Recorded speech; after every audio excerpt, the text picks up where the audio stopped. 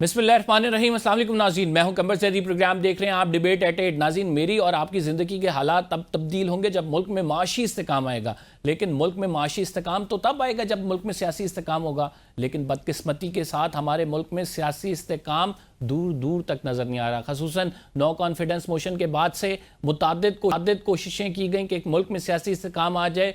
मुतअद्दिद alliance भी बने, तहरीक भी शुरू हुई, रिकन्सिलिएशन भी हुई, मुज़ाकरात भी हुए, लेकिन सब बेनतीजा रहे।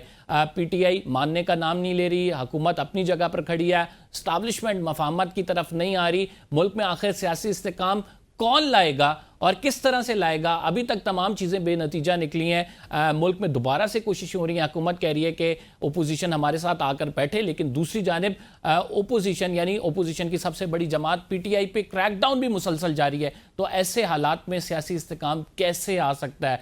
मुल्क में जो स्टेक होल्डर्स हैं, जो इस्टाब्लिशमेंट है, इसको सोचना होगा कि हर 2 साल बाद एक नए मोड़ पर हम आकर खड़े हो जाते हैं, जिसमें हुकूमत और इस्टाब्लिशमेंट के रिलेशंस पे बात हो रही होती है, ओपोजिशन को मज़ीद क्रैकडाउन या मज़ीद दीवार से लगाने की बात हो रही होती है। तो आखिर कब तक ये चलता रहेगा, इस पर बात करेंगे। मोहम्मद अली दुरानी साहब हमें ज्वाइन करेंगे। दूसरी इंपॉर्टेंट स्टोरी, आर्मी चीफ का अमेरिका में विजिट। 2 माह में नाज़रीन दूसरा विजिट है ये। बड़ा इन्फ्लुएंशियल विजिट बताया जा रहा है। पाकिस्तान इससे क्या गेन कर सकेगा, इस पे भी बात करेंगे। हमारे साथ मौजूद हैं मोहम्मद अली दुरानी साहब, सीनियर सियासतदान हैं। बहुत शुक्रिया दुरानी साहब हमें प्रोग्राम में ज्वाइन करने के लिए। दुरानी साहब, सियासी बहरान ख़त्म होने का नाम नहीं ले रहा। हमने देखा कि जब से नो कॉन्फिडेंस मोशन हुई, उसके बाद PDM की हुकूमत आई, लोग एक्सपेक्ट कर रहे थे 1 नहीं 2 साल बाद आ जाएगा, इलेक्शंस होंगे तब आ जाएगा, सियासी बहरान ख़त्म हो जाएगा, इस्तेकाम आ जाएगा। लेकिन इस्तेकाम नहीं आया। स्टिल अगर हम अभी बात करें तो सारे मामलात स्टैंड सेल पे हैं, सियासी बहरान ख़त्म होने का नाम नहीं ले रहा है। डू यू थिंक ये कभी ख़त्म होगा पाकिस्तान से? बिस्मिल्लाहिर्रहमानिर्रहीम।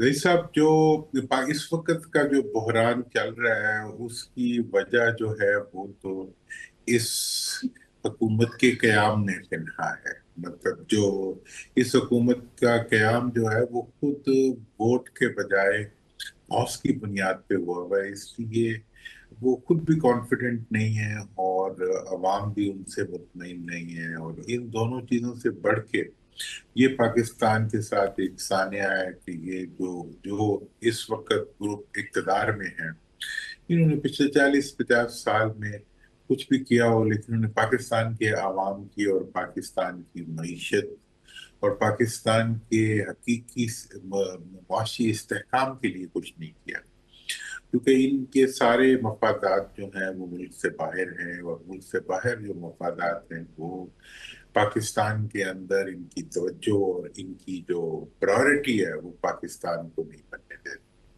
लिहाजा आज जो हम मसाइल फेस कर रहे हैं वो जो है, कभी तो ऐसे लगता है कि हुक्मरान अवाम से इंतकाम ले रहे हैं और कभी ऐसे लगता है कि अवाम इतने नाखुश हैं कि जितनी कोई हद नहीं है। और तीसरा फिर ऐसे लगता है कि जी सारा पूरे की पूरी हुकूमती मशीनरी जो है वही इस वक्त अवाम के खिलाफ काम कर रही है।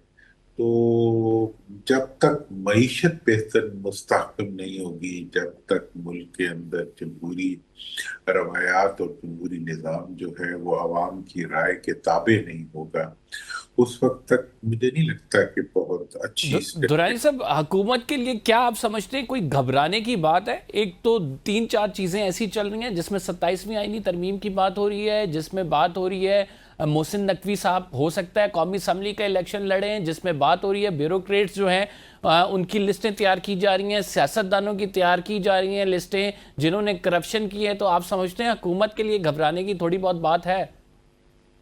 मेरा ख्याल यह है कि हुकूमत की तो पैदाइशी घबराहट के भी आईना था, और हुकूमत को तो पहले दिन से ही घबराना चाहिए था।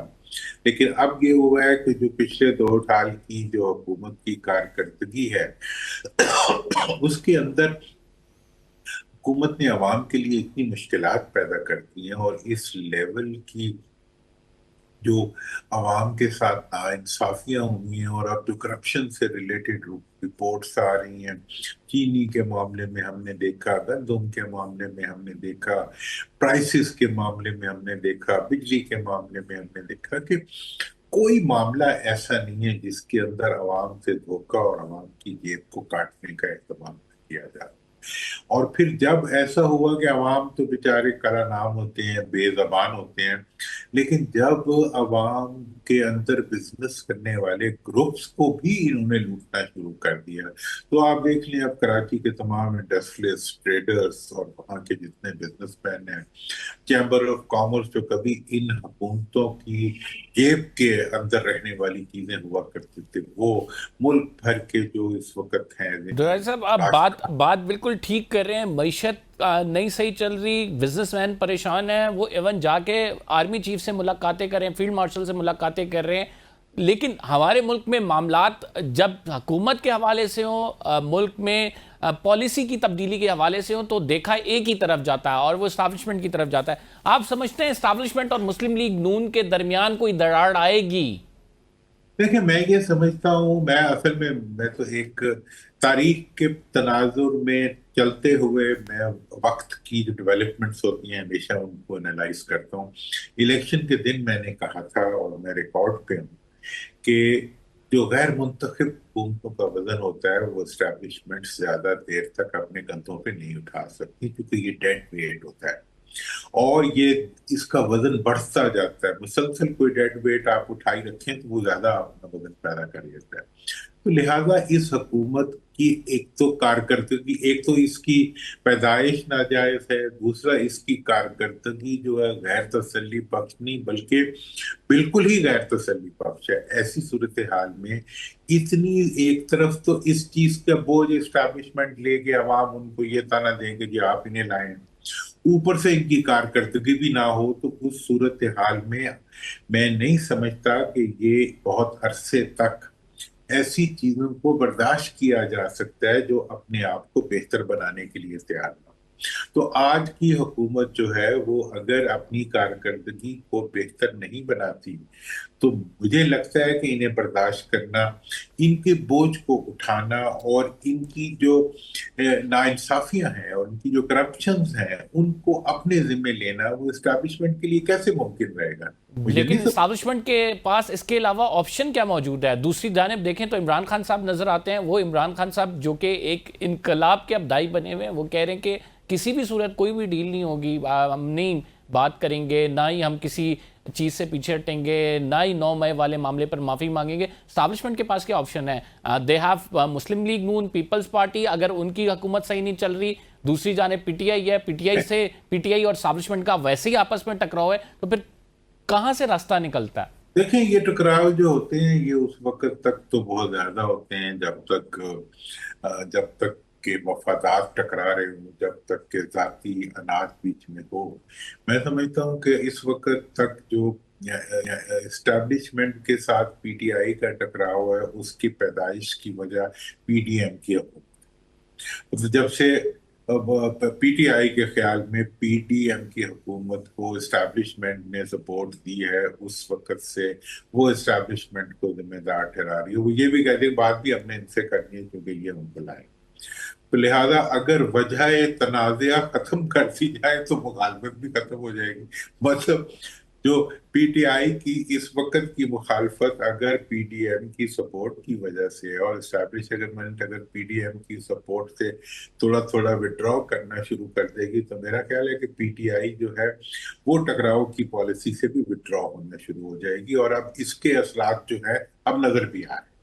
آپ دیکھ رہے ہیں کہ مطلب جو بچوں کی ڈپلومیسی سے شروع ہونے والی جو پی ٹی آئی کی سیاست ہے، اس کے بعد ماحول میں تناؤ کی کمی محسوس ہو رہی ہے اور الفاظ کی شدت بھی کم ہو رہی ہے. دوسری طرف جو گھبراہٹ ہے حکومت کی وہ یہ بتا رہی ہے کہ there is something wrong going on.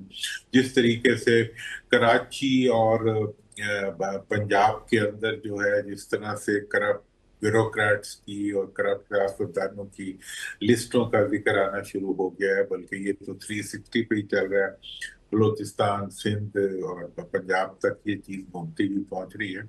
تو اس سے یہ لگ رہا ہے کہ اس کا ویٹ اٹھانا مشکل ہو رہا ہے. اور اسی طرح سے اگر آپ پی ٹی آئی کا دیکھیں تو پی ٹی آئی کے الفاظ کے اندر بھی شدت جو ہے وہ کم آ رہی ہے. اور جب سے وہ بات چیت کے دروازے کھول دیے گئے ہیں، خان صاحب سے بچوں کی بات کرا دی گئی، پارٹی والے لوگوں نے ملنا شروع کر دیا، تو اس کے بعد تحریکوں کی نوعیت بھی بدلتی جائے گی اور تعلقات کی جو نئی راہیں ہیں وہ بھی نکلتی آئیں گی. So you are predicting an important development, you are seeing کہ پی ٹی آئی سے جو تعلقات ہیں وہ معمول کی طرف آئندہ آنے والے کچھ دنوں میں نظر آئیں گے.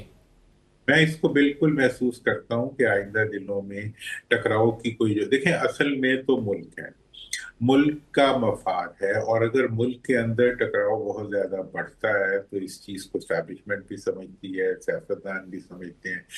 پچھلے 2 سالوں میں یا پچھلے 4 سالوں کے اندر کچھ بھی ہو، معاشی طور پہ کوئی انڈیکیٹر جو ہے وہ بہتری کی طرف نہیں گیا، بلکہ ایسا لگتا ہے جیسے کہ کوئی بھی معاشی اس بہتری کے کوئی چیز کھڑی ہونے لگتی تھی، حکومت گندم کاشتکاروں نے پیدا کر لی تو کاشتکاروں سے وہ انتقام لیا گیا کہ 2000 ارب کا ان کو جو ہے ٹیکہ لگا دیا گیا، پوری قوم کو خطے غربت سے نیچے دھکیل دیا گیا، بے روزگاری مطلب آسمان کو جا لگی. ایسی صورتحال میں جو قوم کے لیے بڑھتی ہوئی مشکلات ہیں وہ صرف حکمرانوں کے لیے تو چیلنج اتنا نہیں ہے کیونکہ ان کا سب کچھ ملک سے باہر ہے، البتہ اسٹیبلشمنٹ جو مڈل کلاس سے تعلق رکھتی ہے اس کے لیے بہت بڑا چیلنج ہے کہ بھئی اس ملک میں ہی رہنا ہے، انہوں نے اس ملک سے ہی انہوں نے اپنے لیے لوگوں کو انڈکٹ کرنا ہے، اس ملک کے مفاد کے لیے انہوں نے کام کرنا ہے.